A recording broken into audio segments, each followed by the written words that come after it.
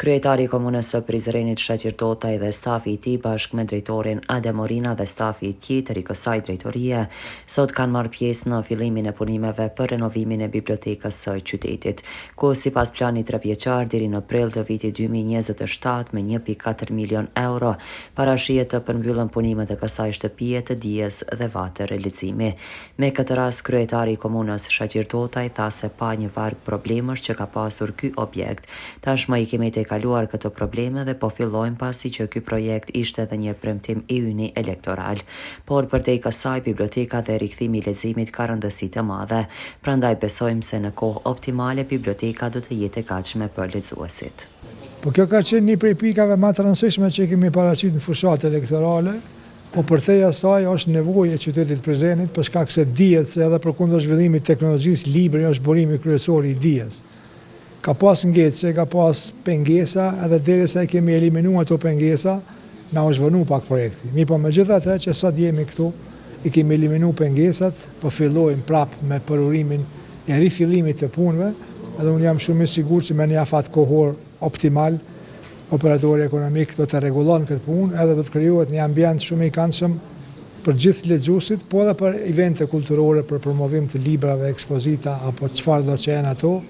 Edhe në anën tjetër, pushteti lokal po e realizon edhe një premtim të rëndësishëm, edhe po ja krijon mundësi qytetit të Prizrenit dhe jo vetëm për gjithë ata që kanë nevojë për libër, dojnë me ardhë me lexu, dojnë me ardhë me marrë pjesë në aktivitete kulturore, promovime kështu me radhë, do të kemi një hapësi, një ambient, edhe ngadalë infrastruktura në qytetin e Prizrenit kompletohet. Një nga një objekt, gjitha po realizohen, edhe besoj që do të shkon mirë. Do të me falendëru stafin e drejtorisë, në krye me drejtorin, për angazhimin edhe për rezultatet e punës, jo vetëm për punën. Edhe besoj që në këtë trend do të vazhdojmë edhe në mandatin tjetër, edhe besoj që Prizreni në këtë mënyrë po e rikonfirmon vlerën e vetë që e ka si qytet me shumë trashëgimi, me kulturë edhe me shumë gjëra tjera pozitive.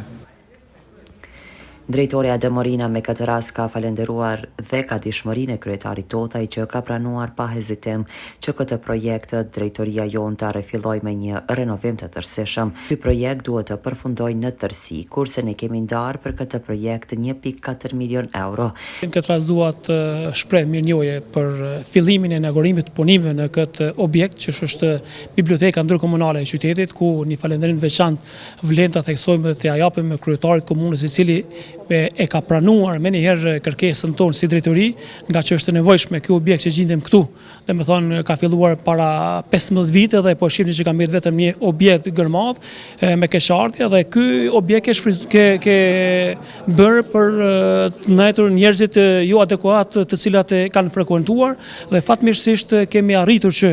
më në fund ta zgjidhim këtë problem dhe po urojmë që ky objekt jetë një objekt i cili do të i mbulet të gjitha kërkesat që i ka biblioteka e qytetit në këtë rast për lexuesit dhe për studiuesit të cilët Prizreni po ashtu është edhe qytet universitar, kurse sa i përket implementimit të projektit, domethënë